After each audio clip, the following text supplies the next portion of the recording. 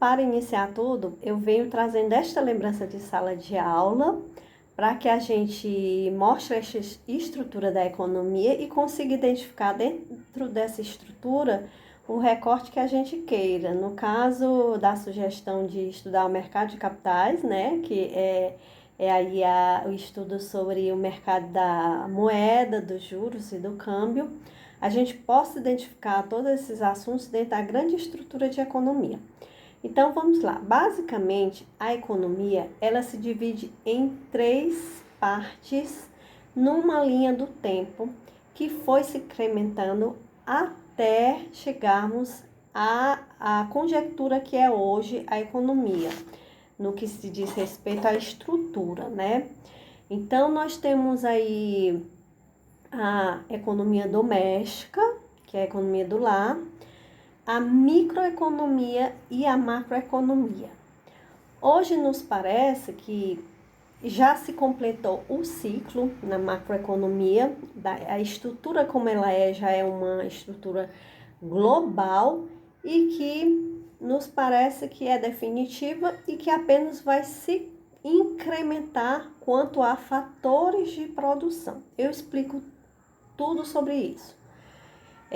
Porque nós vamos ter os termos econômicos que é preciso estudar. Então, vamos aqui mostrar de uma forma geral tudo sobre essa economia doméstica, microeconomia e macroeconomia em linhas mais menos profundas, menos teóricas, mas assim para que tenha uma ideia. Bom, a economia, ela é praticada desde que o homem é homem, né?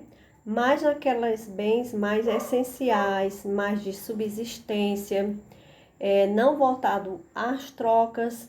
Então, trata-se de uma sociedade pré-capitalista, ainda agrária, né?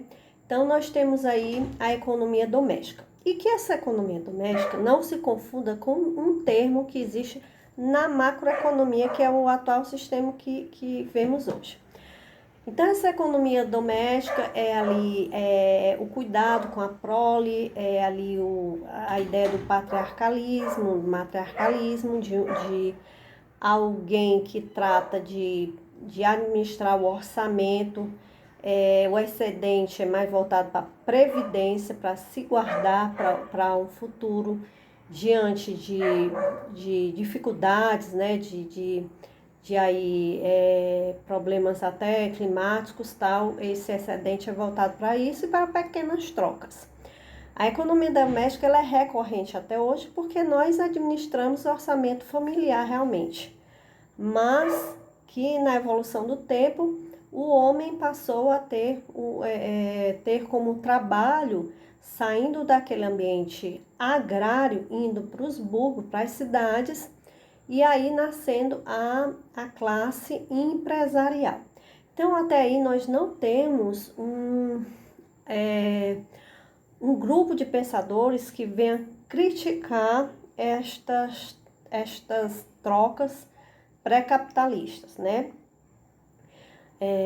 Em seguida, nós temos aí na instituição da classe burguesa, da nascimento dos burgos, que eram os pequenos povoamentos de comerciantes, a ascensão da burguesia, a criação do método, uma sociedade que deixa de ser mais agrária e passa a ser mais metropolitana, né?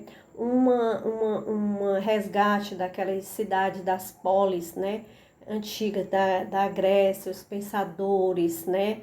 A coisa mais distante um pouco da coisa da fé, da coisa mais essencial, da coisa mais voltada para apenas o essencial. E nós temos aí o conhecimento de grandes mercados, aí transações com o Oriente, por exemplo, trazendo grandes inovações, mercadorias diversas que vêm incrementar aí alimentação, vestuário. Então, nós temos aí um interesse do Estado, que agora não é mais tão assim aliado à igreja. Nós temos aí um Estado onde a monarquia, que era absolutista, se torna mais liberal, né? Nós temos aí os grandes liberais, pensadores liberais, que pensam nessas liberdades individuais, né? Do nascimento dessa burguesia, começa a acumulação, começa as transações e começa as críticas a esse capitalismo. De início nós temos o Estado pensando no liberalismo, que é nascente no Estado, no pensamento do Estado, aqueles pensadores como Montesquieu, como John Locke, que vão pensar no homem livre para ter sua iniciativa privada, para ser independente do Estado do período feudal, e aí se começa a ascensão da burguesia, e mais na frente a Inglaterra, à frente de todas as conquistas de acumulação, né, por ter um solo propício, né, um solo propício para poder incrementar essa burguesia e instituir a microeconomia com o pensamento dos clássicos, né? Veio também Revolução Industrial, então nós temos aí a ascensão da burguesia e a instituição da microeconomia pelos clássicos. E essa burguesia vai se acumulando, vai se tornando de pequenas trocas grandes oligopólios e monopólios, e o Estado arrecadando bem mais, até que nós alcançarmos uma terceira fase, que é a fase da macroeconomia, que é ainda muito recente, que é em 1929, quando o Estado intervém, antes muito voltado para o pensamento de liberdades individuais, ele agora, não só pensando no Estado Democrático de Direito de pessoas, também se volta mais para se aliar cada vez mais, dentro do mercantilismo, mas agora mais para praticar uma política de alocação e distribuição de recursos. E intervenção estatal, quando se diz que a economia falhou em incrementar uma oferta para ficar insustentável. Então, temos a instituição da macroeconomia no século passado, 1929, e agora a Inglaterra, que mantinha até então, com os clássicos, a hegemonia deste pensamento econômico, passa para os Estados Unidos, né, que até institui a administração, né? Nós temos a Inglaterra instituindo a economia, a ciência da econômica, e agora nós temos os Estados Unidos, inclusive depois de tratado do Bretton Woods, instituindo a administração e crescendo e se tornando, na pós-guerra, uma economia de hegemonia no mundo todo, e um Estado também crescente, com a fundação também aí da ONU, que vem regular essas empresas. E nós temos agora o nascimento dos neoclássicos, que são aqueles economistas, né, que são pela regulação, pela intervenção, e que estão alinhados aí com o agigantamento da economia, mas com um alinhamento com o Estado, os neoclássicos, né? Então, de certa forma, nós temos também aí uma divergência de pensamentos entre clássicos, que era mais pela iniciativa privada, agora com os neoclássicos, que são aqueles capitalistas mais poderosos e que realmente se alinham mais ao Estado. E é isso, gente. Então, nós temos essas três fases na linha do tempo.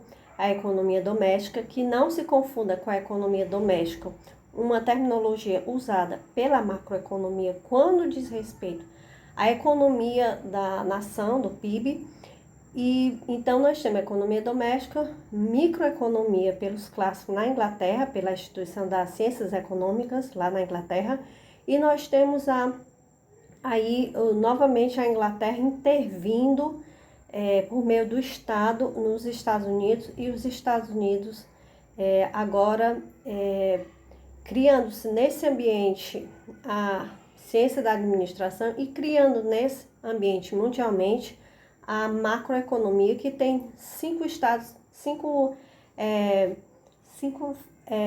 partes bem definidas, que são o mercado de produto, o mercado de trabalho, o mercado da moeda, o mercado dos juros e o mercado de câmbio. Bom, então essas três, economia doméstica, micro e macroeconomia.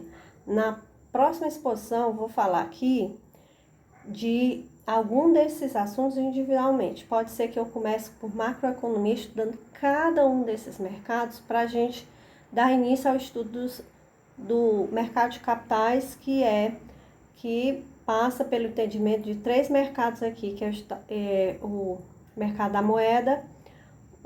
Aliás, são todos os mercados, né? Mas assim, mais fortemente, o mercado da moeda, dos juros e do câmbio, né? Então, é isso, gente. Fica por aqui e eu espero que vocês analisem esse vídeo, estudem e tragam assuntos para a gente incrementar e para a gente termos todos esses assuntos para o nosso arquivo. E é isso, vamos estudar e vamos incrementar aqui nosso canal, tá ok?